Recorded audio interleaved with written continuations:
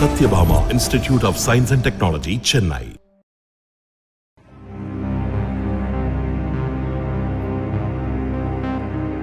अफगानिस्तान में तालिबान के कब्जे के बाद हर कोई राष्ट्रपति अशरफ गनी को जिम्मेदार ठहरा रहा है।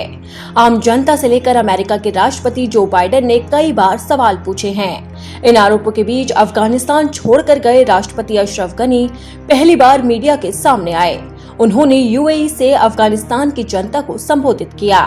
अपने संबोधन में अशरफ गनी ने कहा है कि अगर वो तालिबान के कब्जे के बाद काबुल में रहते तो कत्ले आम हो जाता। उनके पैसे लेकर अफगानिस्तान छोड़ने के बाद पूरी तरह से अफवाह है। भगोड़ा कहने वालों को मेरे बारे में जानकारी नहीं है। जो मुझे नहीं जानते वो फैसला ना सुनाए। आपको बता दें कि अशरफ गनी पर तालिबान के कब्जे के बाद अफगानिस्तान से भागने के आरोप लग रहे थे।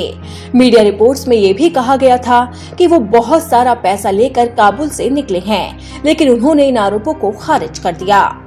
अब अशरफ गनी तो अपनी सफाई दे रहे हैं, लेकिन वहां की आवाम इस वक्त बेहाल है। खासकर महिलाओं की स्थिति बदतर हो चुकी है। सड़कों पर उनकी मौजूदगी कम हो गई है। वहीं सोशल मीडिया अकाउंट को भी महिलाएं अब डिलीट कर रही है। इसी के साथ ही महिलाएं अपना काम काज छोड़ने को भी मजबूर हैं। ब्यूटिशियनों ने तो सैलून के बाहर पोस्टरों को भी हटा दिया।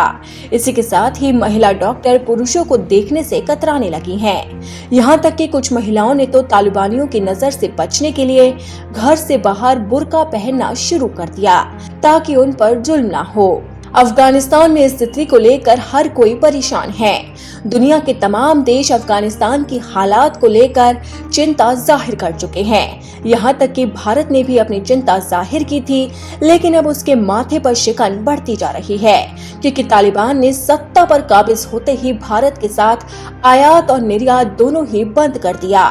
आपको बता दें कि भारत चीनी, चाय, कॉफी, मसाला समेत अन्य चीजें एक्सपोर्ट करता है, जबकि बड़े स्तर पर ड्राई फ्रूट्स, प्याज और इसके साथ ही कई चीजें इंपोर्ट की जाती है।